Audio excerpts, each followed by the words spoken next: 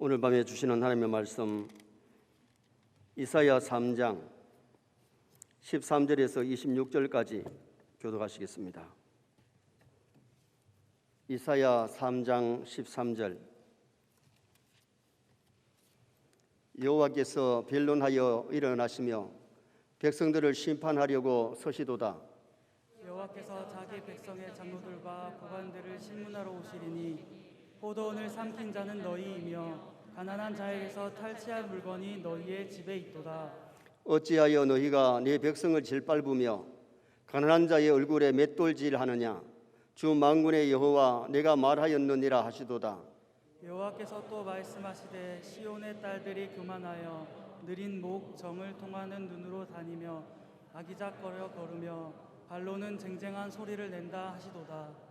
그러므로 주께서 시온의 딸들의 정수리에 딱지가 생기게 하시며 여호와께서 그들의 하체가 드러나게 하시리라.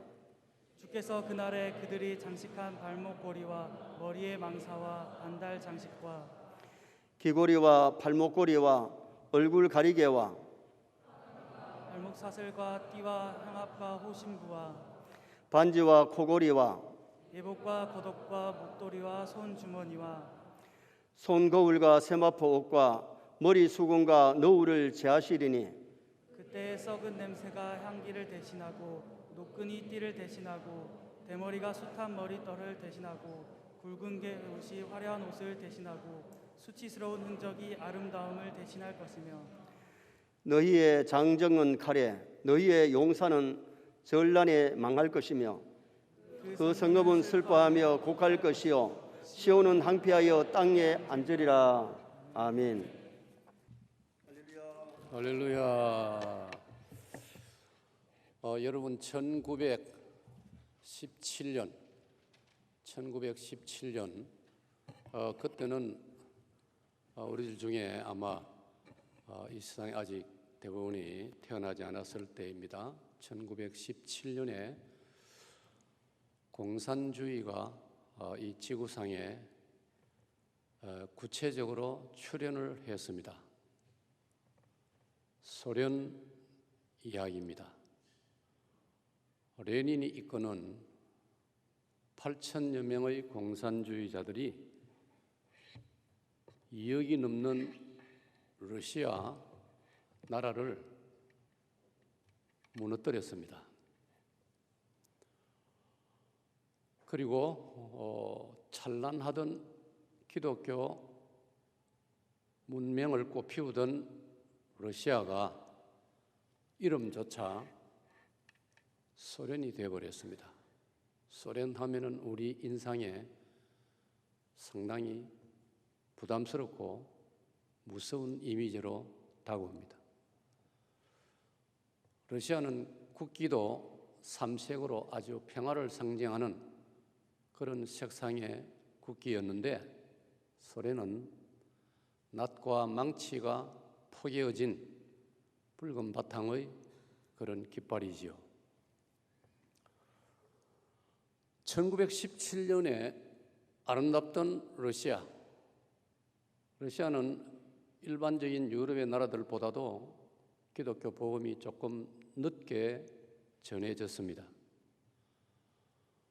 러시아 왕실은 늦게 출발했지만은 따라 붙이려는 마음을 가지고 아주 열정적으로 기독교 복음을 받아들이고 기독교 문명의 꽃을 피웠습니다. 여러 자료에 의하면 오랜 역사를 가진 이태리나 영국이나 독일이나 프랑스, 스위스, 네덜란드를 비롯한 전통적인 기독교 나라들 못지않는 그런 복음의 확산과 복음의 꽃을 피워 그 나라의 모든 사상이나 문화가 기독교 문화를 바탕으로 하는 나라가 러시아였습니다. 그런 러시아가 공산주의 종주국이 되리라고는 공산주의자들인 레닌을 비롯한 그의 8천여 명의 공산주의자들 외에 일반 국민들은 전혀 예상을 못했습니다.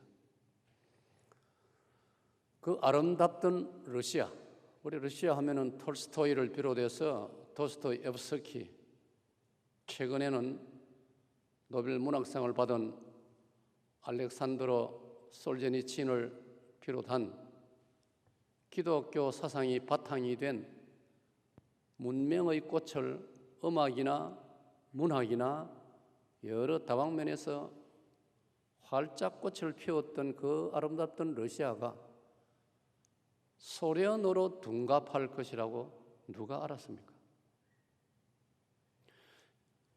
역사는 이렇게 가르칩니다. 기독교 문화가 바탕이 되었던 소련이 8,000명의 공산주의자들에게 나라 전체가 넘어가 버린 것은 러시아 교회가 정신을 차리지 않았기 때문이었다라고 설명하고 있습니다. 쉽게 말하면 여러분 우리가 세계 지도를 펴놓고 보면은 소련 땅이 다행히 지금은 다시 이름을 러시아를 찾았습니다마는 얼마나 넓은 대륙입니까? 아름다운 자연의 모든 환경을 엄청나게 가지고 있는 그걸 공산주의에게 빼앗겨 버렸다는 것입니다. 그 아름답던 러시아를 포도원이라고 바꾸어서 우리가 예를 든다면 러시아 국민들은, 러시아 왕실과 러시아 국민들은 그 공산주의자들에게 아름답던 그 포도원을 빼앗겨 버린 것입니다. 여러분, 한번 빼앗기면은 쉽게 찾을 수가 없습니다. 빼앗기는 것은 순식간에 빼앗기고 그걸 되찾기까지는 시간도 수십 년 걸릴 뿐만 아니라 거기에 따르는 희생이 얼마나 많습니까? 여러분 아세요? 레닌과 스탈린으로 말미암아 러시아가 공산화 과정에서 희생된 그 러시아 국민들 숫자가 얼마인지 아세요, 여러분? 적어도 1천만 명입니다. 요즘에 우리 젊은 세대는 관심도 별로 없을 것이고 실감이 안 날 것입니다. 한 사람이 억울하게 죽어도 심각한 문제인데 1천만이 러시아가 소련으로 바뀌면서 그 과정에서 비참하게 희생을 당했다는 것입니다. 나라를 빼앗기고 포도원을 빼앗겼기 때문입니다. 저는 그 소련이 1990년 하나님의 은혜로 러시아로 다시 회복이 물론 완전히 회복은 안 되었습니다. 지금의 통치자도 공산주의 사상이 밑에 깔려 있는 사람들인데 어쩔 수 없이 민주주의 흉내를 내고 있지요. 그나마도 소련 시절과 비교하면 엄청나게 자유를 많이 얻고 있지요. 저는 궁금했습니다. 그 러시아를, 소련이 무너지고 러시아로 회복되어가는 그 러시아를, 수도 모스크바를 한번 가보고 싶었습니다. 그런데 그 기회가 잘 되지를 않았습니다.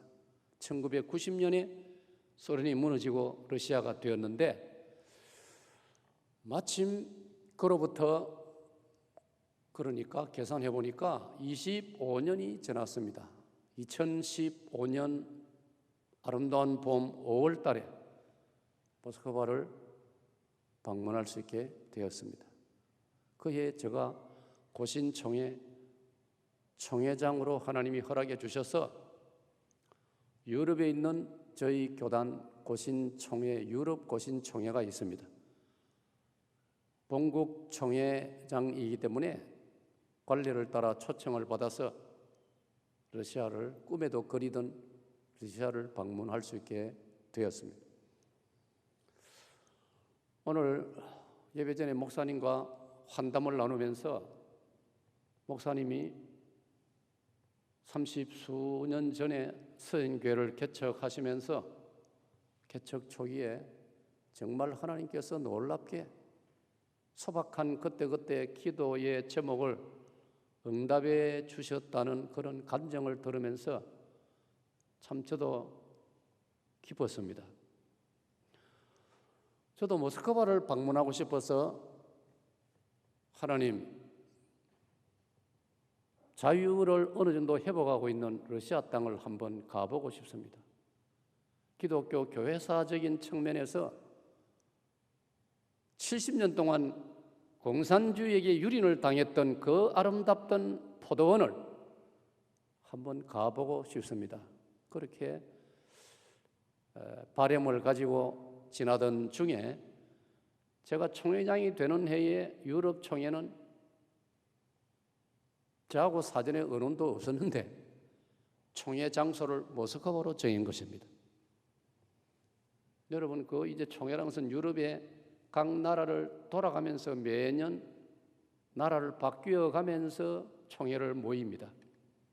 그러니까 이태리 로마라든지 프랑스 파리라든지 영국의 런던, 독일의 베를린 비롯해서 스위스의 제네바라든지 다 순회하면서 총회를 모이는데 그게 제가 총회장이 되는 해하고 맞아떨어진 거예요.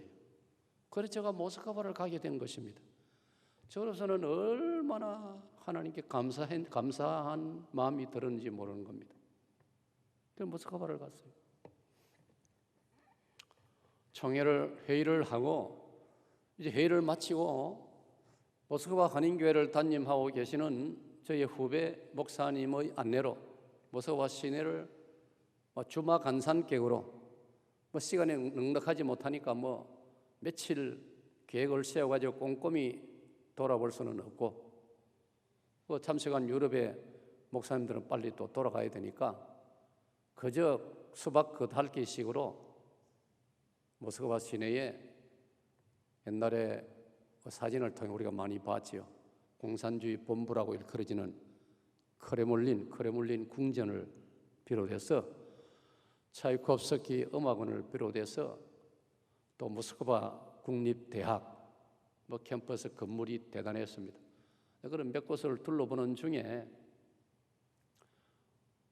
인솔하고 안내 설명을 하시는 후배 목사님께서 어느 한 건물을 가리키면서 목사님들, 저 예배당이 모스크바에서 가장 아름다운 예배당이었습니다. 여러분 잘 들으세요.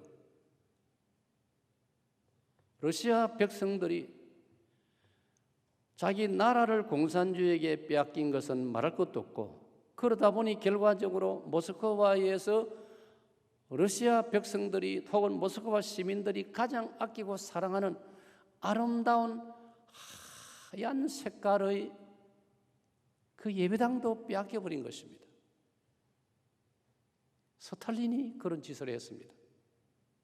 스탈린 이름 들으셨죠? 레닌의 공산혁명의 동지면서도 레닌의 후계자가 스탈린입니다. 스탈린의 후계자가 후리초프입니다. 후리초프의 후계자가 브레즈네프입니다. 브레즈네프의 후계자가 그 사이도 몇몇 사람이 있지만 두드러진 인물이 고르바초프입니다. 고르바초프는 여러분도 들어보셨지요? 고르바초프 다음의 통치자가 예르친 대통령입니다. 이 스탈린이 아름답던 러시아를 공산주의 소련으로 만들고 모든 예배당을 문을 잠그고 폐쇄를 시키고 지금 우리는 코로나19가 예배당을 폐쇄해 내지 얼마나 우리를 힘들게 합니까? 왜 이런 일이 21세기에 일어나는지를 우리가 좀 기도하면서 곰곰이 생각하고 여기에 무슨 의미가 있는가, 하나님의 어떤 메시지가 있느냐를 우리가 영적으로 깨달아야 되는 것입니다. 우리도 정신을 차리지 않으면 어느 날 8,000명에 불과한 레닌의 일파가 여기 넘는 러시아를 무너뜨리고 소련으로 만들어버리는 아름답던 러시아라는 포도원을 짓밟아버리는 그런 역사를 우리가 예사로 강 건너 불 구경하듯이 걸어하다가는 우리도 큰 코 다칠 수 있다는 것을 명심해야 할 줄로 믿습니다. 그 스탈린은 1920년이 들면서 모든 교회를 폐쇄하면서, 여러분 우리 교회사 공부를 한번 자료에 하면요, 러시아에는 얼마나 아름다운 예배당들이 많은지 모릅니다. 우리 알지 않습니까? 러시아의 그 예술이 뛰어나다 보니까 건축물도 얼마나 아름다운지 모릅니다. 그거 다 없애버렸습니다. 그 중에 이 아름다운 모스크바 시민들이 자랑스럽게 생각하는, 하루에도 관심 있는 사람들은 와서 그 예배당을 둘러보던 그 하얀 색상의 예배당이 스탈린의 명령에 의해서 어떻게 변모된지 아세요? 그 아름답던 포도원이 어떻게 둔갑이 된 줄 아세요? 모스크바 시민들을 위한 공중 목욕탕이 되고 말았습니다. 그 아름답던 예배당이. 스탈린의 이론은 이러했습니다. 예배당은 일주일에 주일날 한 번 문 여는데 그 공간을 저렇게 놀려서 되느냐? 그들의 이론인즉슨 인민을 위하여 저렇게 문을 닫아 놓아서는 안 된다. 공산주의자들이 하는 말이 항상 인민을 위하여입니다. 말은. 그러나 인민을 죽이는 게 공산주의죠. 이걸 오늘 21세기에 우리 자유 대한민국에 행복하게 살고 있는 우리 국민들도 정신을 똑바로 차리고 이걸 깨달아야 됩니다. 저 예배당을 저렇게 놀리지 말고 개조해가지고 예배당을 다시 안에 그 모든 공간을 개조해가지고 모스크바 시민들을 위하여, 인민들을 위하여 공중 목욕탕으로 만들어라. 공산 독재자의 명령은 왕조시대 왕의 명령보다 더 무섭습니다. 그래서 그 예배당이 그렇게 돼버린 거예요. 공중 목욕탕이 돼버리고 말은 거예요. 많은 목사님들이 그 버스를 타고 목사님의 안내를 받으면서 그런 얘기를 했는데, 뭐 제가 일일이 다 물어보지 않았지만 제 마음이 무너졌습니다. 저는 그런 데 관심이 많기 때문에, 히스토리, 역사에 관심이 많기 때문에. 세상에 이럴 수가 있느냐? 아무리 공산 독재자지만은 모스크바 시민들이 그토록 정신적으로 자랑스러워하는 그 예배당을 목욕탕으로 바꾸다니, 저는 너무나 억장이 무너졌습니다. 이게 공산주의란 말이냐? 이게 공산주의구나. 그러면 저는 상상을 해보았습니다. 모스크바 시민들이 조를 짜가지고 날짜별로 그 목욕탕으로 목욕을 하러 갑니다. 왜? 공중 목욕탕이니까. 개인 목욕탕이 허용 안 되니까.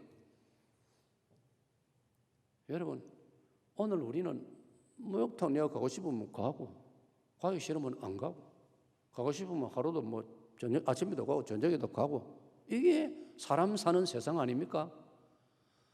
구역마다, 모스크바 시내 구역마다 사람들을 정해가지고 줄 서가지고 목욕탕을 가니, 생각이 있는, 좀 생각할 줄 알고 고민할 줄 알고 좀 지성이 있는 사람들, 그 공중 목욕탕에 자기들 차례가 되어서 들어간들 제대로 목욕할 기분이 나겠습니까? 이건 목욕탕이 아닌데, 이건 우리가 자랑스러워하던 예배당인데 세상에 이걸 목욕탕으로 바꾸다니. 생각이 있는 모스크바 시민들은 얼마나 마음이 힘들었겠습니까?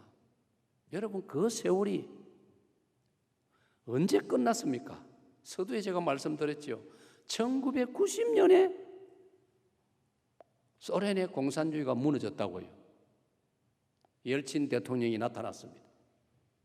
제가 볼 때 열친 대통령은 마치 우리 성경의 다니엘서에 나오는 고레스 왕과 같이 그는 공산주의 소련을 자유민주주의 러시아로 다시 회복시켰습니다. 할렐루야.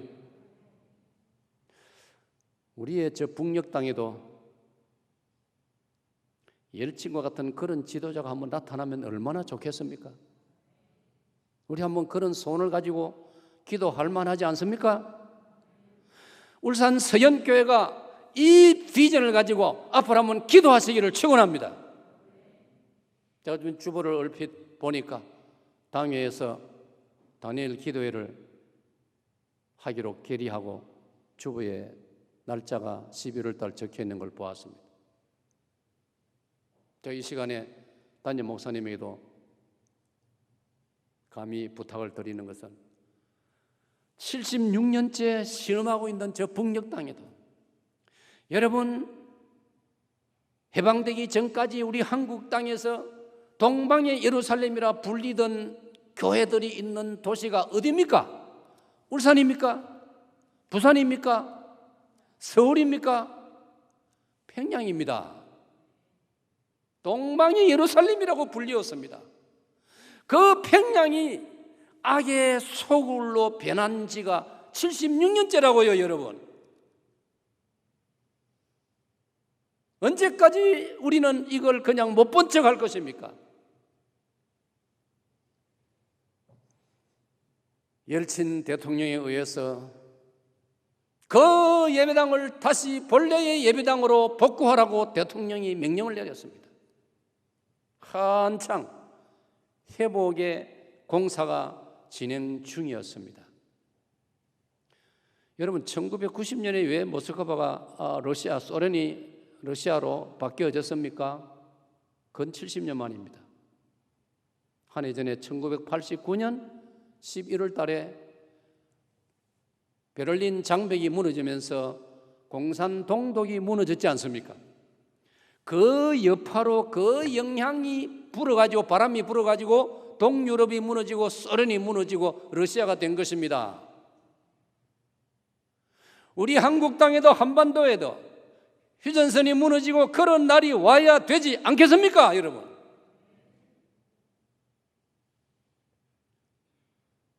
아프리카, 아메리카, 동남아시아, 중앙아시아 다른 데 가서도 복음을 전하면서 동족이라고 말하는 북녘 땅을 언제까지 외면할 것입니까, 여러분?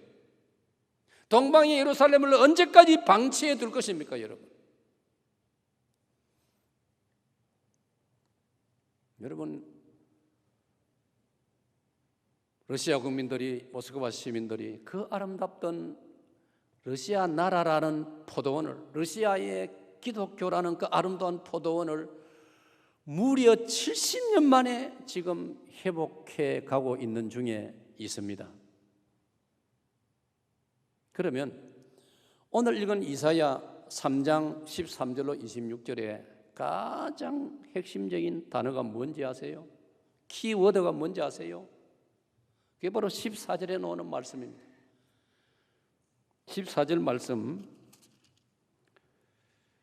여호와께서 자기 백성의 장로들과 고관들을 신문하러 오시리니 포도원을 삼키는 자는 너희이며 가난한 자에게서 탈취한 물건이 너희의 집에 있도다.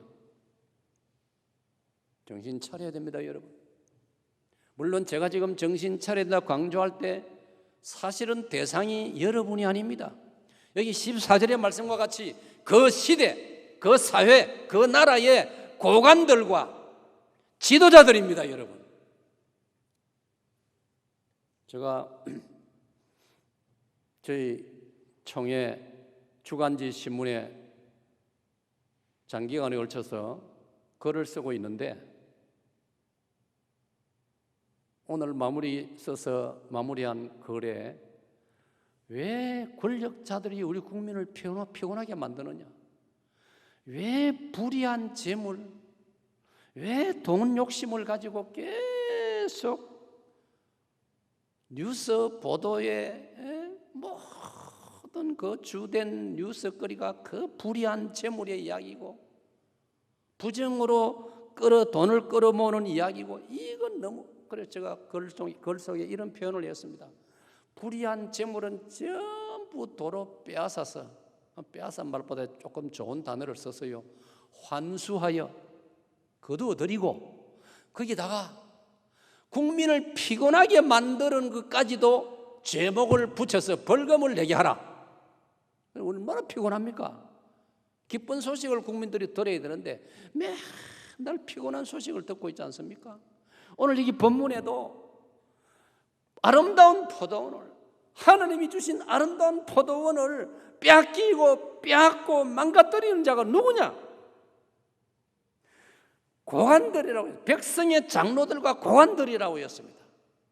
여기 백성의 장로들이란 말은 영적인 지도자들을 말하고, 고관들이란 말은 이 세속적인 이 사회의 권력자들을 말하는 거예요. 왜 우리나라가 일본에게 먹혔습니까?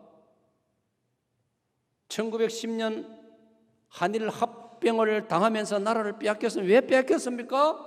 고종 황제가 무능했습니다. 당시의 장관들이, 외무 대신 이완용을 비롯한 장관들이 불의했기 때문입니다. 죽어나는 것은 백성입니다.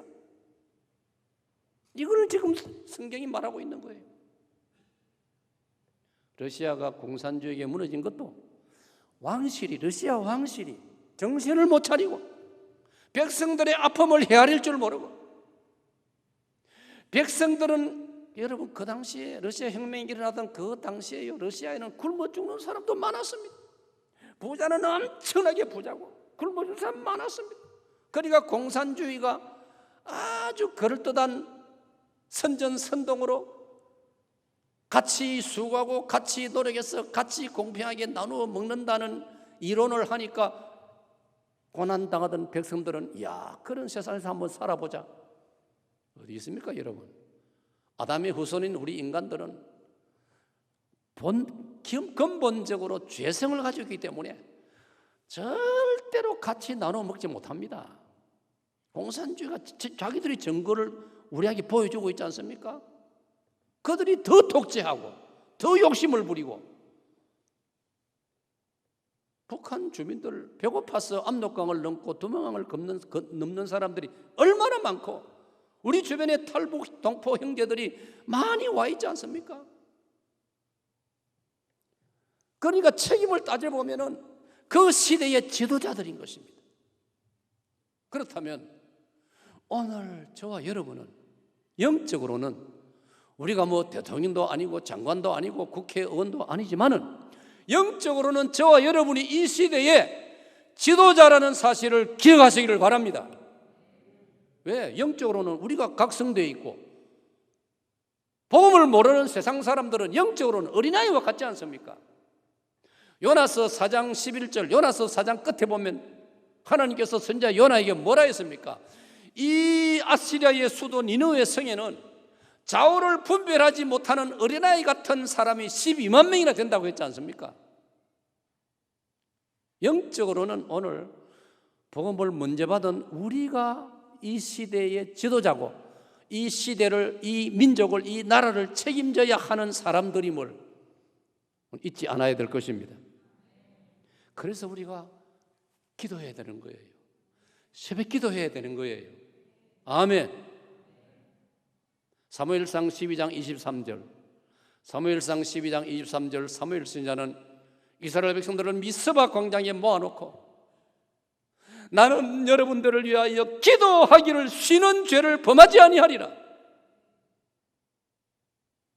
오늘 우리 서연교회 모든 성도 여러분도 영적으로는 이 시대와 우리 민족을 위하여 북한 동포들을 생각하면서 기도하기를 쉬면은 하나님 앞에 죄가 되는 것이기 때문에 기도하기를 쉬지 않아야 우리의 책임을 다하는 것인 줄로 오늘 저녁에 다시 한번 깊이 인식하시기를 축복합니다. 축복합니다. 그래서 대략 따져보니까 저 러시아가 근 70년 만에 소련이 무너지고 다시 러시아로 회복이 되었습니다. 여러분 성경을 보면 이스라엘이 바벨론으로 포로가 되어서 갔습니다. 바벨론의 느부갓네살 왕이 그 당시에 여러분 주전 586년 지금부터 600년 전에는요 바빌로니아가 세계 최고 강대국이었습니다. 애굽이 무너졌습니다. 아시리아가 무너졌습니다. 바빌로니아가 새로운 강대국으로 등장했습니다. 그 바벨론은 오늘날의 이라크입니다. 그 강대국이 느부갓네살 왕이 군대를 이끌고 예루살렘으로 쳐들어와서 다 부숴버리지 않습니까? 정말 우리로서는 자존심 상할 정도로 예루살렘 성전을 파괴하고 예루살렘 성전에 하나님께 올려드리던 제사 기구들을 다 빼앗아가고 수많은 이스라엘 백성들을 포로 잡아갔습니다. 거기에 포로로 잡혀가서야 이스라엘 백성들은 정신을 차리고 그 중노동에 시달리다가도 밤이 되면은요 바빌론 강변에 모여 앉아서 예루살렘을 그리워하면서 하나님께 눈물로 기도하는 장면이 시편 137편에 나오지 않습니까? 우리가 예루살렘 바벨론 강변에서 예루살렘을 생각하면서 하나님께 울었도다. 포도원을 다 빼앗기고 울면 얼마나 그 슬픈 일입니까? 그러면 오늘 우리에게 오늘의 2021년 21세기 오늘의 우리 한국 교회에 오늘의 우리 여러분 서현 교회에 우리에게서 이 포도원은 구체적으로 무엇일까요? 첫째로 이걸 잘 알아야 됩니다. 그래야 포도원을 지키지요. 첫째는 여러분 한 분 한 분에게 하나님이 주신 삶의 터전들입니다. 아멘. 빼앗기면 안 됩니다. 빼앗으려는 세력들이 눈을 부릅뜨고 노리고 있습니다. 요한복음 10장 10절에 우리 예수님께서 뭐라고 말씀했습니까? 요한복음 10장 10절에 도적이 오는 것은 도적질하고 사람을 멸망시키려는 것뿐이라고 했습니다. 여러분,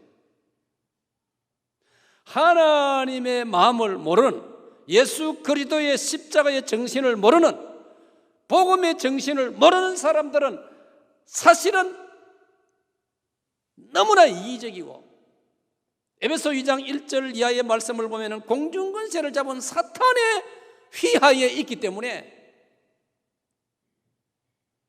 어쩌든지 이 세상을 그리고 우리의 삶의 아름다움을 공격하고 도둑질하고 짓밟으려는 것이 이 세상이라고 성경은 가르치고 있는 것입니다.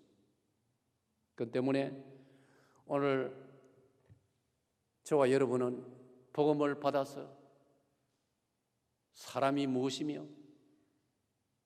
인간이 얼마나 소중하며 성경을 통하여 이런 것을 배우고 깨달아서 믿음을 가지고 사는 저와 여러분은 우리가 지켜야 할 가장 첫 번째 포도원은 하나님이 내게 허락하신 모든 삶의 터전이라는 것을 명심하시기를 축복합니다.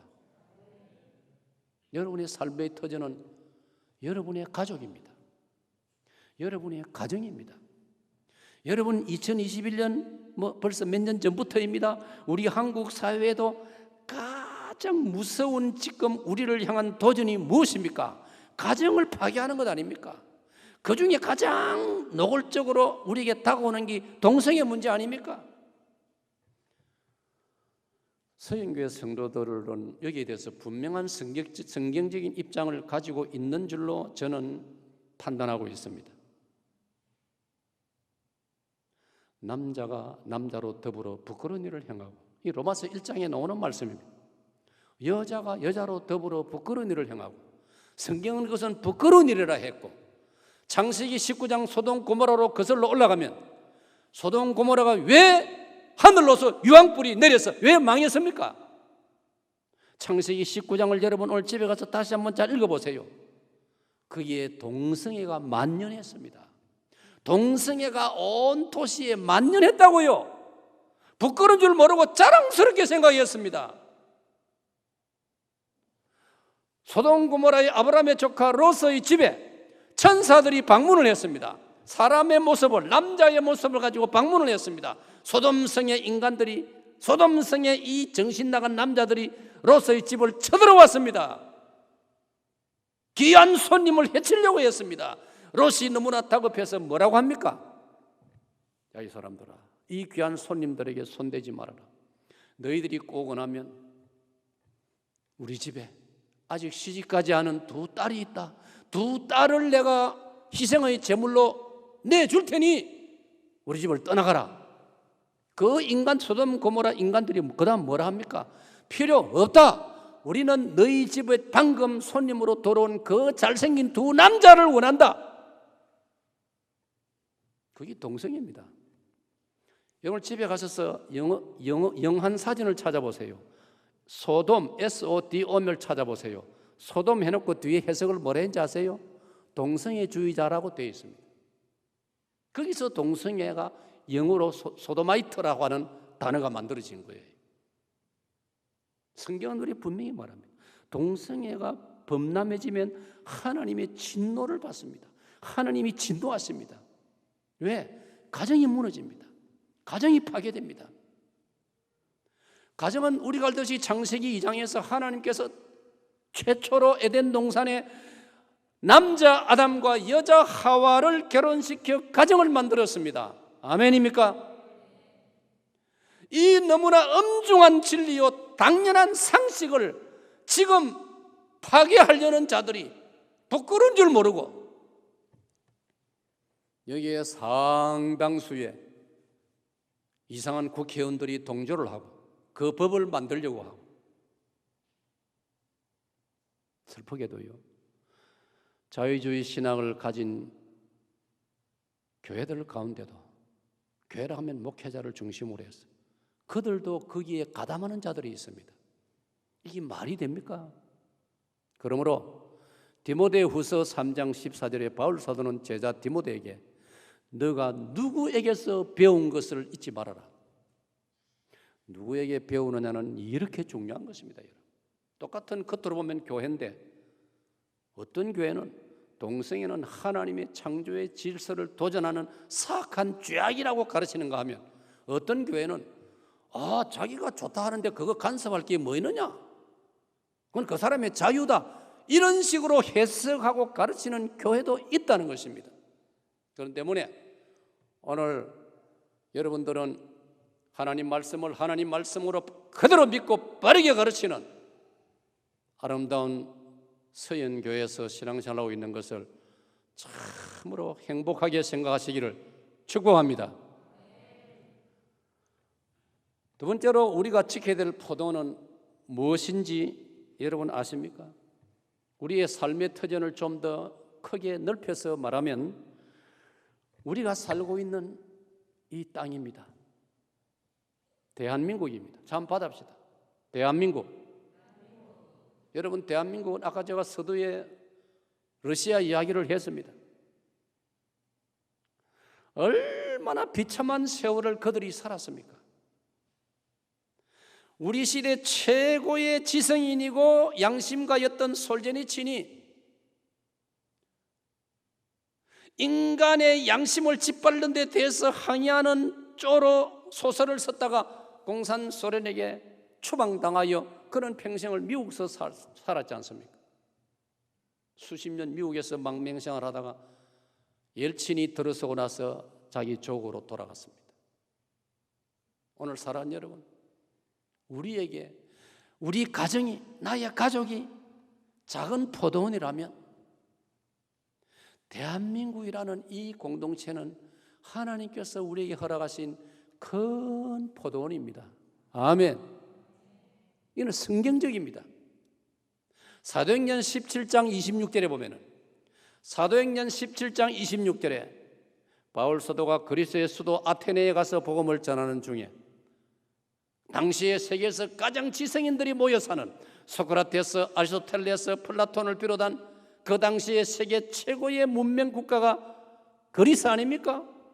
수학, 물리, 천체, 기하학, 철학, 시, 문학 모든 면에 그리스가 최고를 이룰 때 아닙니까?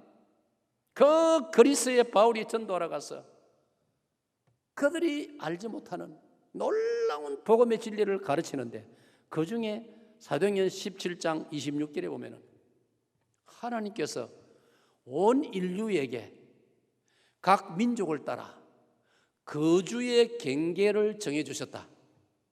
그게 나라입니다. 오늘 한국말을 쓰는 한글을 사용하는 우리 민족을 하나님께서는 이 아시아 동쪽 끝 한반도에 우리를 살도록 허락해 주신 줄로 믿으시기를 바랍니다. 여러분, 아무 나라나 국경선을 넘어가가지고 나 여기서 살고 싶습니다 한다고 받아줍니까? 어림없습니다. 요즘은 얼마나 철저합니까? 자국을 지키는. 여러분이 대한민국이 마음에 안 든다고 다른 나라 가보세요. 받아주는가? 안 받아줍니다. 자기 백성 데리고 살기도 힘드는 새 시대인데, 그러므로 오늘 저 여러분은 영적으로 우리가 하늘나라 백성인과 동시에 이 지구상에 이 땅에 사는 동안에는 우리는 대한민국의 국민이고 대한민국은 우리의 삶의 터전이므로 하나님이 주신 큰 포도원인 줄로 깨달으시기를 바랍니다. 그럼 이 땅을 지켜야지요. 이런 걸 깨달으면 대한민국의 사나이로 태어나가지고 군대를 가니 안 가니, 그는 적어도 기독교 신자는 그런 정도에 머물러 있으면 그 사람은 사고가 잘 못 되어 있는 거예요. 이 아름다운 포도원을 지켜야지요. 아멘. 아멘. 저는 아들 대학생 되고 군대 갈 쯤 돼서 그랬습니다. 야야, 기왕 남자가 군대 가는 김에 저 부산 해운대나 이런 데서 근무하지 말고 강원도 철원 휴전선으로 가라. 그런 데서 근무를 해야 제대하고 나서도 할 이야기가 있다. 울산 바닷가에 근무해가지고 뭐 앞으로 할 이야기가 뭐가 있습니까? 갔다 오면 또 오해는 하지 말고 내 말의 진위를 깨달으세요. 저는 광주 보병학교에서 훈련을 받았는데 아침마다 우리가 군가를 불렀습니다. 너와 내가 아니면 누가 지키랴? 너와 내가 아니면 누가 지키겠냐? 왜? 그러면 이 아름다운 우리가 살고 부모님이 살아계시고 부모 형제 나를 믿고 단잠을 이룬다. 야, 우리 남자들 아침에 일어나 그거 부르면 눈시울이 뜨거워지지 않습니까? 부모 형제가 단잠을 이루도록 우리가 이 나라를 지켜야 되는 거예요. 아멘.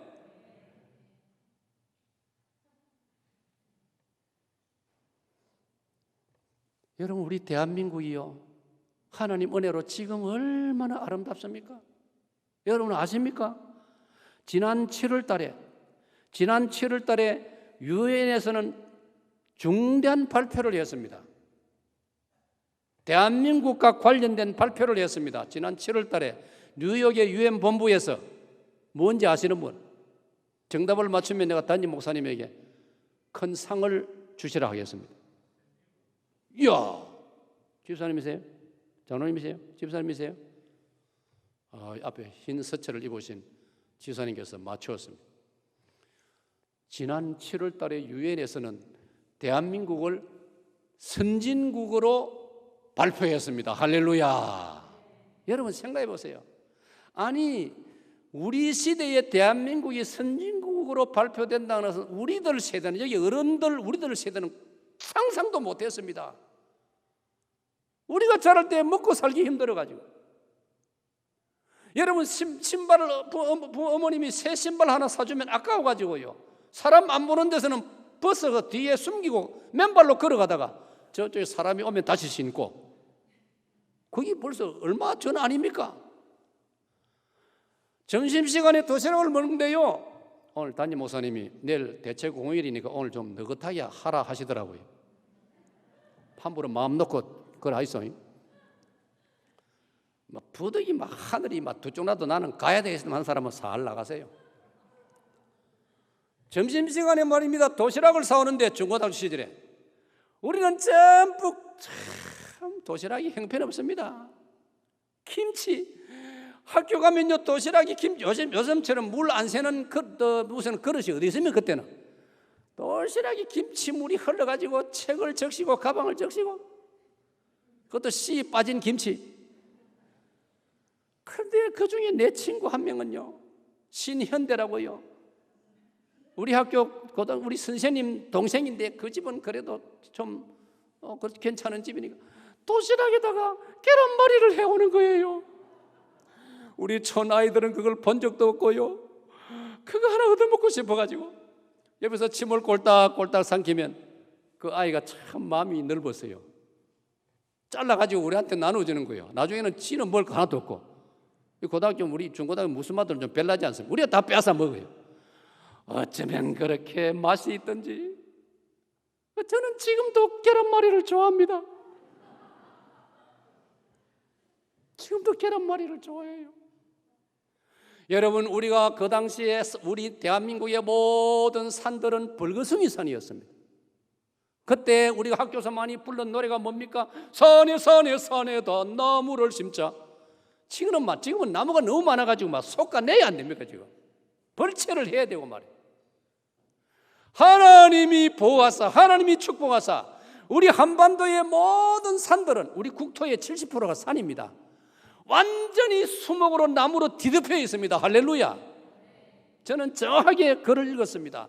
일본의 동경대학교 농가대학의 교수들이 한국을 방문하고 깜짝 놀랐습니다. 벌거벗었던 대한민국의 한국의 저 산들이 언제 저렇게 푸르게 뒤덮여졌느냐고, 일본보다 더 수목이 우거졌다고. 얼마나 아름다운 포도원입니까 우리나라가. 아멘, 아멘. 이걸 좀 우리가 깨달아야 되는 거예요. 내가 선교제 갔더니 선교사님 사모님이요, 목사님 내가 한국에 가고 싶어요. 왜 선교제 왔는데 왜 가고 싶어요? 한국에서 생산되는 사과하고 배를 먹고 싶어요. 여기에도 사과 배 이름을 가지기는 한데 아무 맛이 없습니다. 여러분, 우리 한국의 사과 배만큼 맛있는 과일이 없어요. 알기는 아세요. 아멘. 사랑하는 여러분, 며칠 전에 저희 친구가 이번 주 중에 저에게 이런 자료를 보내왔어요. 한번 들어보세요. 우리 한국이 얼마나 하나님의 복을 받고 있느냐. 세계의 모든 언어학자들이 모여가지고 언어 연구 세미나를 했는데 그들이 만장일치로 결정을 했습니다. 뭐냐? 지구상의 최고로 수준 높은 훌륭한 글자가 한글이라고 발표했습니다. 할렐루야. 알기는 좀 아세요. 에? 이렇게 한글이 아름답습니다.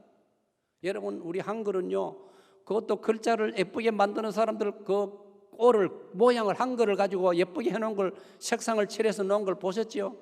얼마나 아름답습니까? 다른 나라 언어 가지고는 그거 만들 수가 없어요. 우리가 뭐 인도 그런데 글자 보면 멋이 막 지렁이가 기가는 것이 뭐 이상하게 돼가지고 그런 것은 아름다운 모양으로 만들 수가 없어요.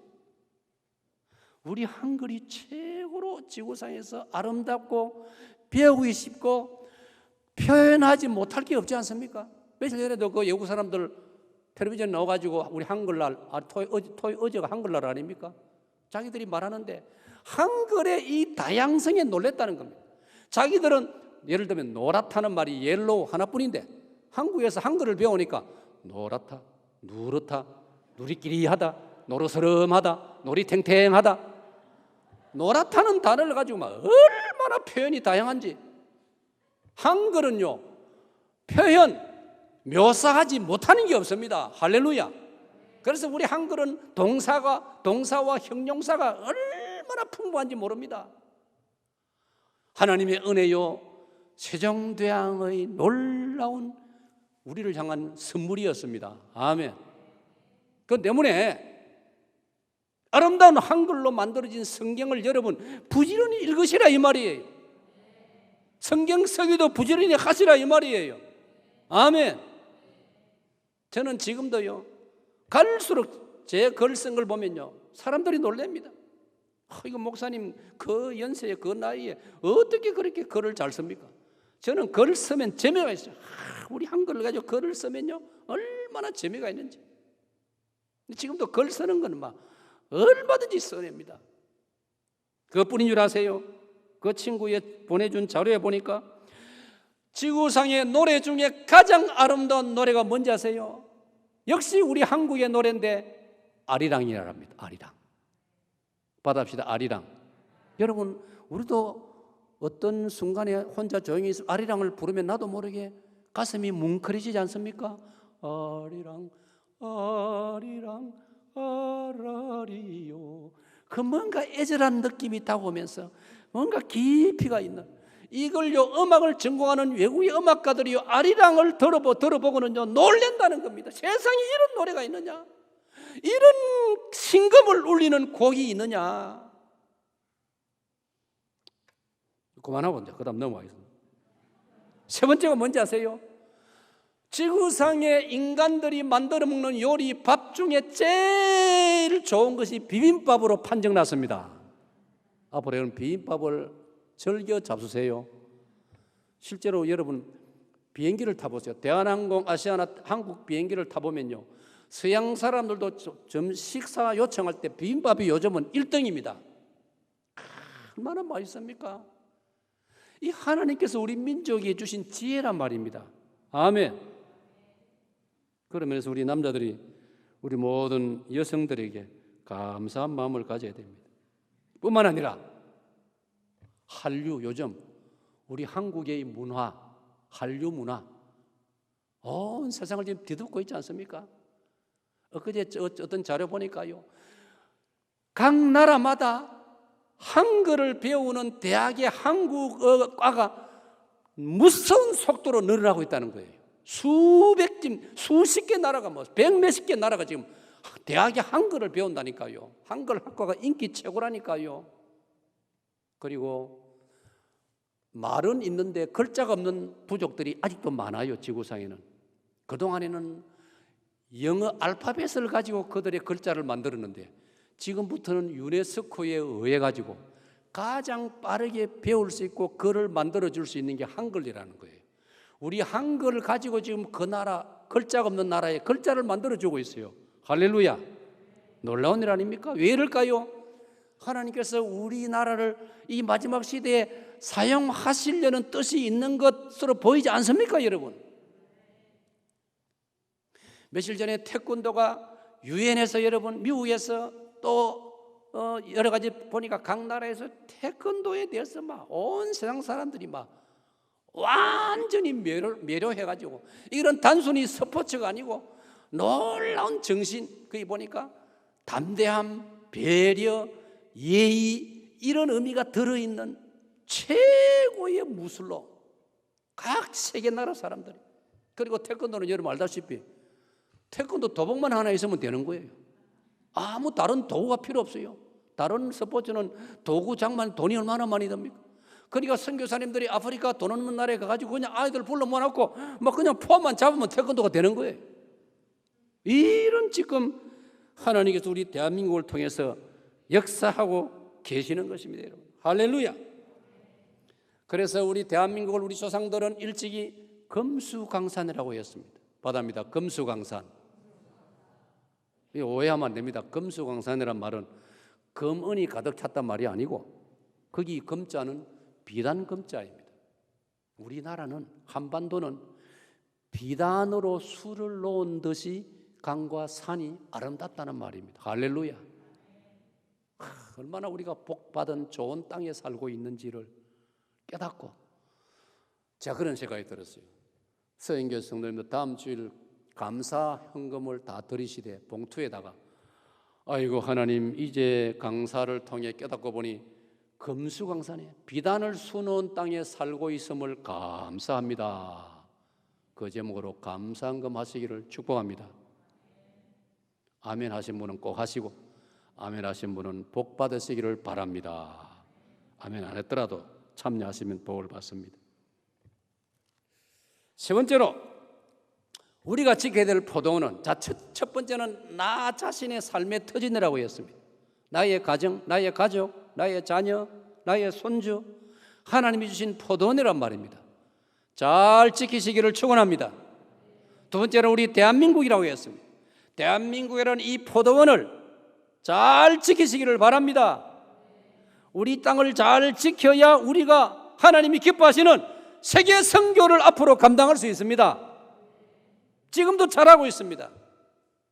우리가 선교학을 배우면서 보니까요, 우리 한국 교회가 지구상에서 세계 선교를 2위하고 2위. 놀랍지 않습니까? 기독교 역사가 136년밖에 안 됐는데 세계 선교를 두 번째로 좀 많이 하고 있어요. 미국이 1등입니다. 그런데 20여 년 지나면 앞으로 20여 년 지나면 미국을 제치고 한국 교회가 세계 선교를 1등 한답니다. 이런 놀라운 복이 어디 있습니까? 아멘. 예? 우리 대한민국이 이런 나라입니다. 하나님이 우리를 이렇게 사용하고 계십니다. 그럼 오늘 여러분들은 우리 모두 세계 선교에 직간접으로 참여하시기를 축원합니다. 예? 움직일 때는 같이 움직여야 되는 거예요. 거기 처지면 안 되는 거예요. 세 번째로 우리가 지켜야 될 포도원은 우리가 살고 있는 이 지구입니다. 이 지구입니다. This world 혹은 this earth, 이 지구 땅덩어리입니다. 여러분, 우리가 알듯이 우주에는 우리 지구와 비슷해 보이는 별들이 수없이 많지 않습니까? 그 지구도 하나의 지구별이라고 부릅니다. 수를 헤아릴 수 없습니다. 별을 수억, 수십억, 수천억, 그보다 훨씬 많습니다.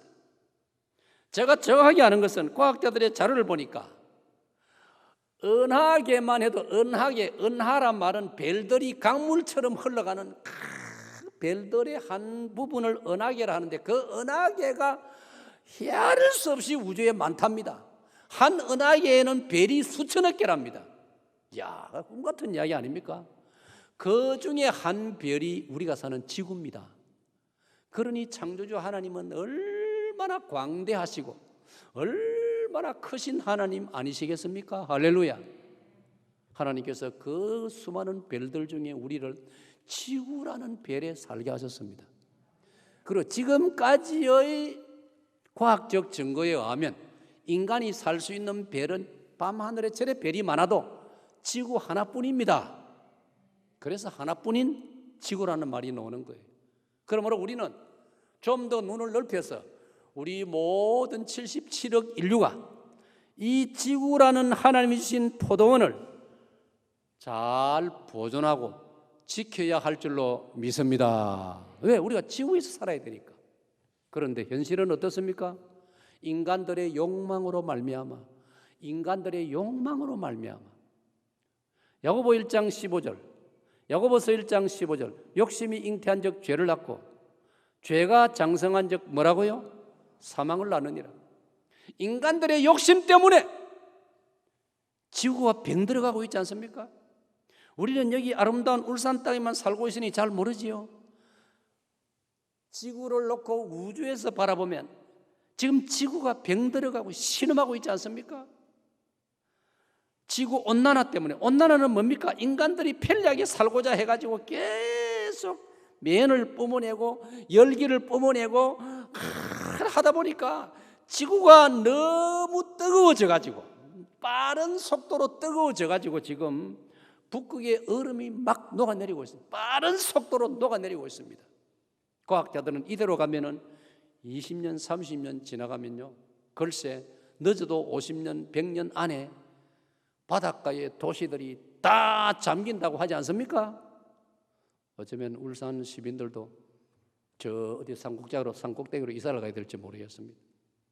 여하튼 하나님이 창세기 1장 31절, 창세기 1장 31절 우주 가운데 이 아름다운 지구를 만들어 놓으시고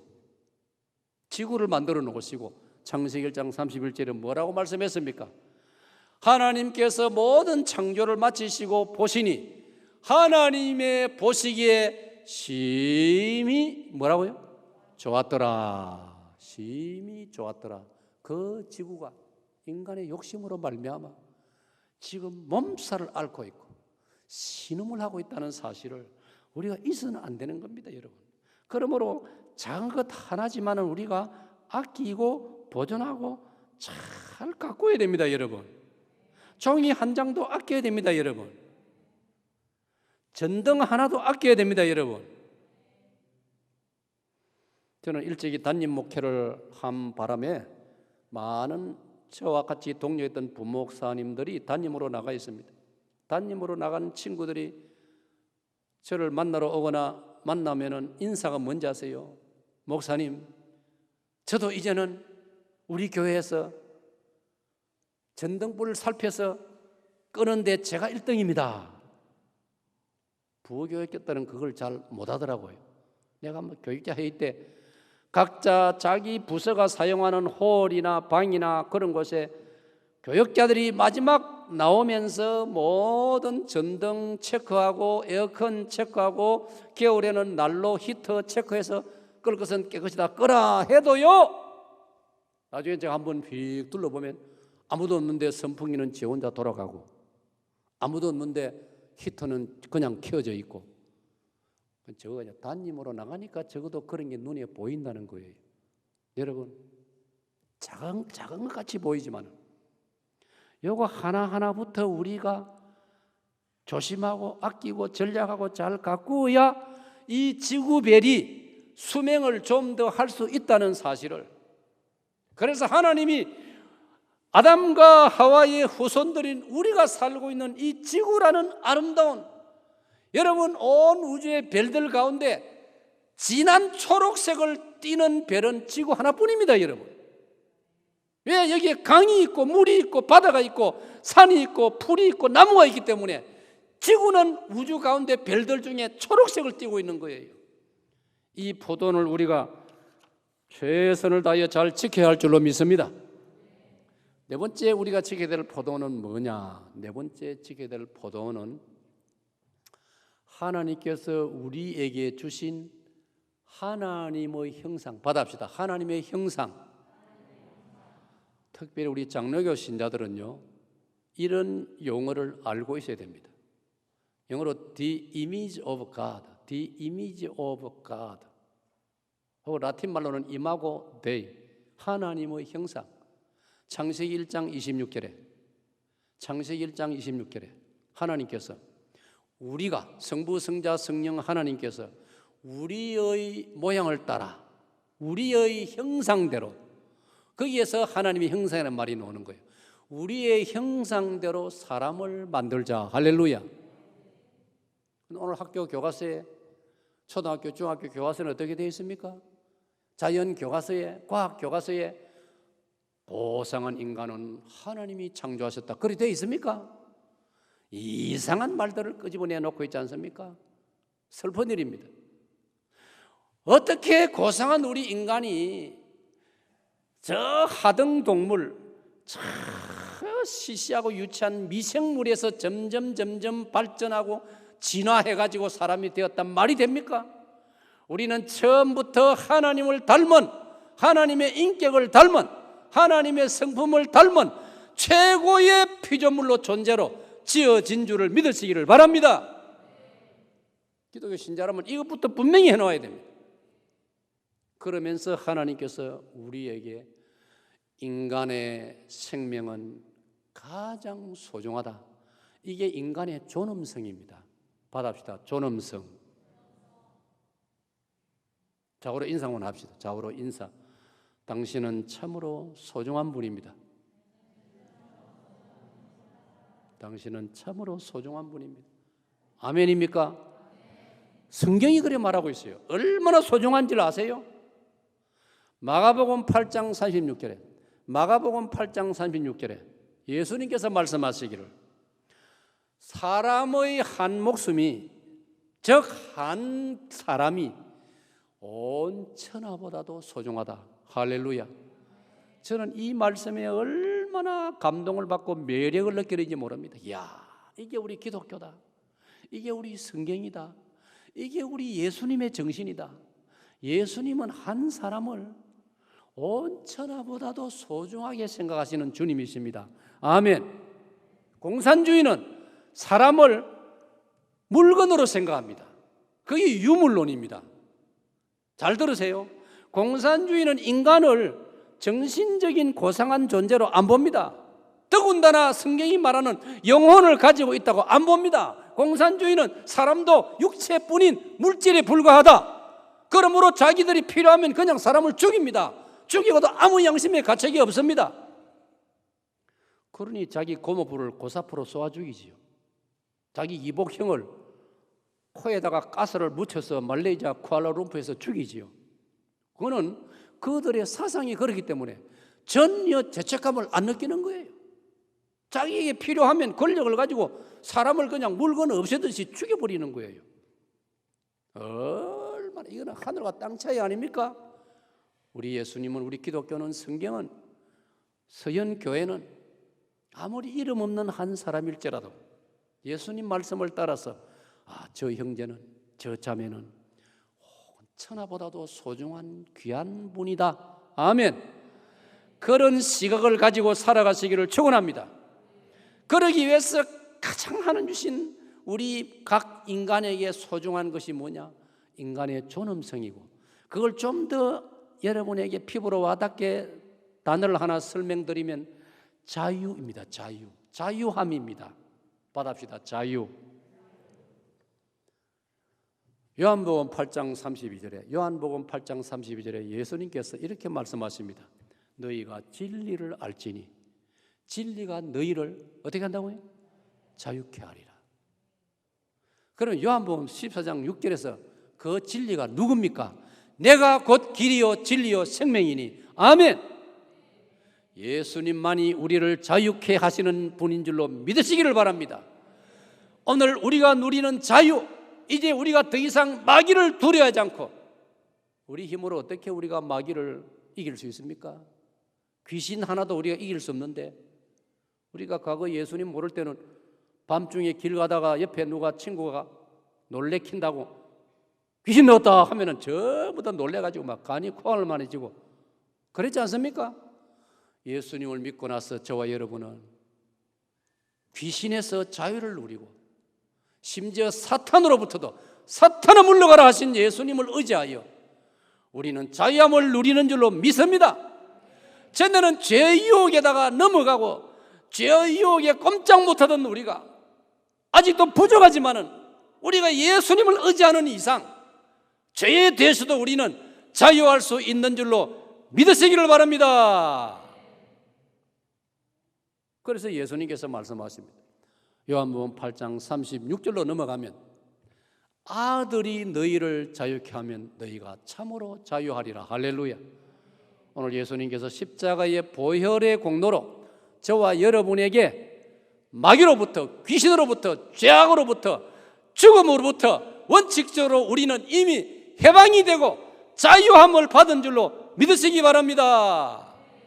이게 우리의 놀라운 하나님이 주신 포도원인 것입니다. 인간답게 살아갈 수 있는 이 축복, 할렐루야. 우리가 이 며칠 정확하게는요 8월 15일이었습니다.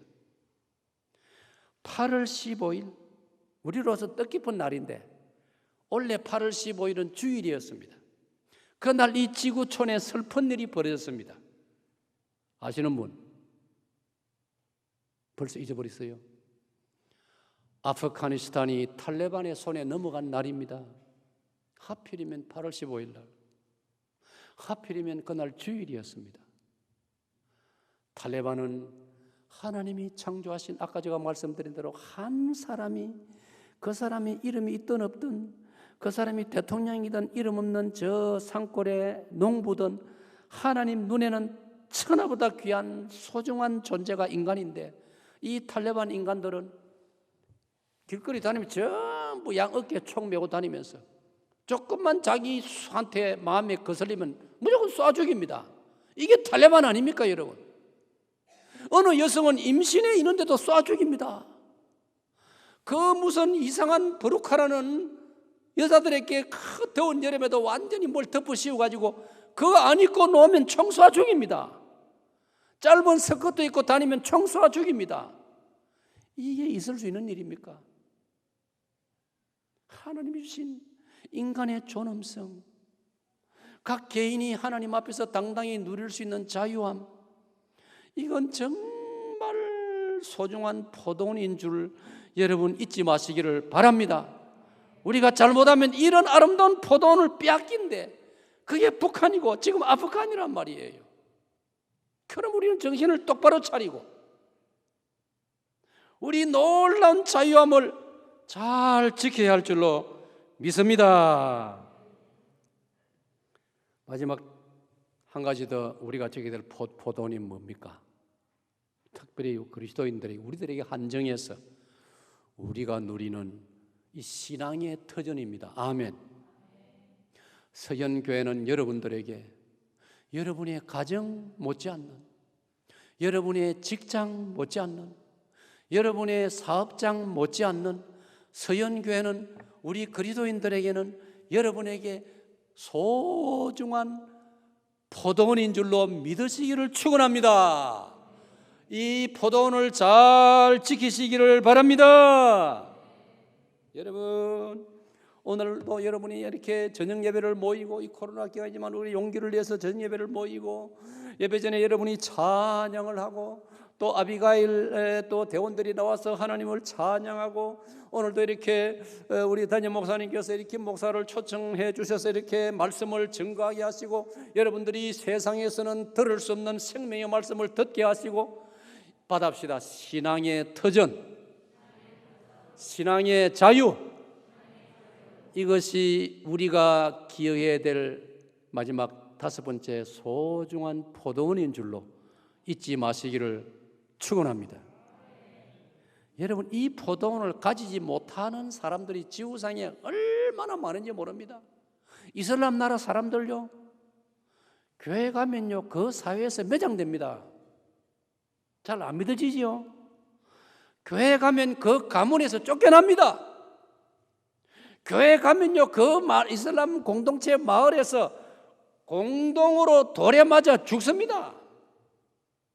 그 사회는 교회 가면요 공무원 시험 칠 자격도 박탈합니다.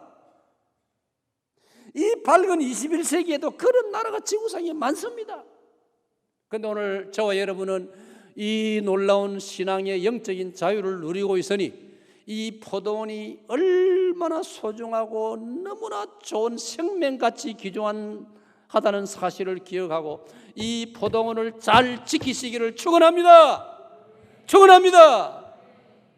저는 다니면서요 예배당을 쳐다보면 제일 기분 좋아요. 열차 타고 다니고 자동차를 몰고 다니면서 마을마다 예배당이 나타나면 예배당을 쳐다보면 얼마나 저는 기분이 좋은지 모릅니다. 할렐루야. 5천년 한국 역사에 이런 적이 있었습니까, 여러분? 5천년 한국 역사에 우리가 이 축복을 지금 136년째 누리고 있다고요. 우리 남쪽은 말이에요. 이 축복의 포도원을 여러분 잘 지키시기를 축원합니다. 축원합니다. 아까 말씀드린 시편 137편에 이스라엘 백성이 바벨론으로 포로로 잡혀가고 나서야 예루살렘 성전을 그리워하고 거기서 드리던 예배를 그리워하고 거기서 부르던 히브리어로 된 찬송 노래를 그리워하면서 그 시절을 그리워하면서 저녁마다 바벨론 강변에서 눈물 흘리면서 하나님께 회개하고 기도하는 장면이 시편 137편이라고요. 여러분 집에 가서 다시 한번 읽어보세요. 제가 한국에 북한 선교를 가장 앞장서 하고 있는 선교 단체가 있습니다. 한번 제가 오늘 상식적으로 한번 물어보고 싶네요. 그 단체 이름이 뭘까요? 예? 모퉁이돌 선교 이름 들어보셨죠? 모퉁이돌 선교회라고. 저도 거기에 좀 이제 요청을 받아가지고 같이 활동을 하고 있습니다. 모퉁이돌 선교회 자료에 하면 여러분 잘 들어보세요. 압록강변에 중국의 시진핑이 요즘은 그 사람이 좀 정신이 어떻게 됐는지 우리 기독교를 많이 박해하고 있습니다. 무서운 나라예요. 예배당에 십자가를 다 떼라고 명령 내리고 있지 않습니까? 중국에 가 있는 한국 선교사들을 다 쫓아보내고 있습니다. 그런데 그러기 전에 그나마도 좀 자유가 있을 때 중국의 교회당들이 십자가를 걸어놓은 교회들이 많았어요. 압록강변에 중국 쪽의 예배당에 십자가에 밤이 되면은 네온의 붉은 불이 들어옵니다. 멀리서도 보입니다. 이 소문이 북한 땅에 전해졌습니다. 북한 땅의 어떤 아주머니가 그 소식을 어떻게 들었습니다. 어느 마을 언덕에 올라가면 압록강 저쪽 편 중국 쪽으로 쳐다보면은 예배당 십자가 불이 보인다는 소식을 들었어요. 아마 그 아주머니는 어릴 적에 교회를 다녔던 모양입니다. 그 십자가 보고 싶어서 그 자료에 보니까 밤에 30리 길을 걸어서 오늘 우리는 뭐 편리한 시대에 살다 보니까 조그만 예배당에서 그 집이 좀 떨어지면 예배당 멀다고 잘 나오던 밤 예배도 잘 안 오고 이런 일들이 얼마나 지금 많습니까?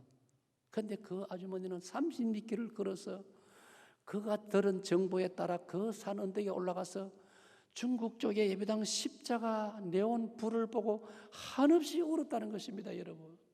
왜? 북한 땅에는 십자가가 없으니까. 오늘 우리가 누리고 있는 이 신앙의 터전, 한 번 더 받아줍시다. 신앙의 터전.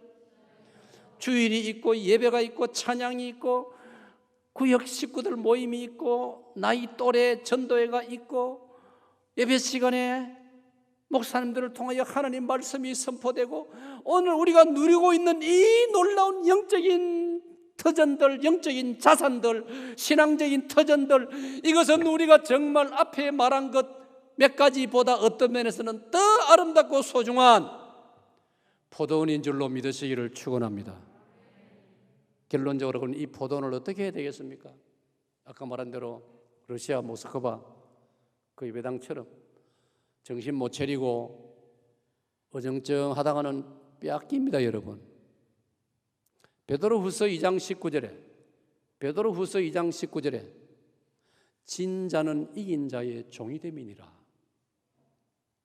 받아봅시다. 진자는 이긴 자의 종이 된다. 우리는 이겨야 됩니다. 받아봅시다. 이겨야 합니다. 우리가 그 찬송에도 선한 싸움 다 싸우 마귀들과 싸울지라. 우리는 싸워야 할 싸움이 있습니다. 기독교 신자에게도. 우리는 우리의 신앙의 자유를 두 눈을 부릅뜨고 잘 지켜야 할 줄로 믿습니다. 지면은 이긴 자에게 다 뺏긴단 말이에요. 북한이 다 공산주의에게 짐으로 말미암아 북한의 교회를 다 뺏기지 않았습니까? 그 아름답던 주기철 목사님이 목회했던 아름답다는 산정인 교회, 길선주 목사님이 목회하셨던 아름다운 장대현 교회,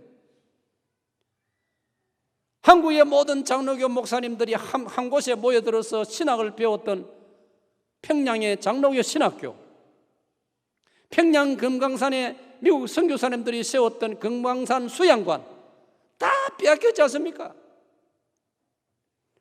오늘 저와 여러분은 하나님이 주신 이 우리의 신앙의 터전, 이 유산을, 이 포도원을 힘써 지켜야 할 줄로 믿습니다. 지켜서 우리의 자녀들과 손주들과 다음 세대에 고스란히 물려줘야 할 줄로 믿습니다. 왜 재산은 열심히 물려주려고 하면서 믿는 신자들이 영적인 유산을, 영적인 이 포도원을 물려주는 일에는 소홀합니까?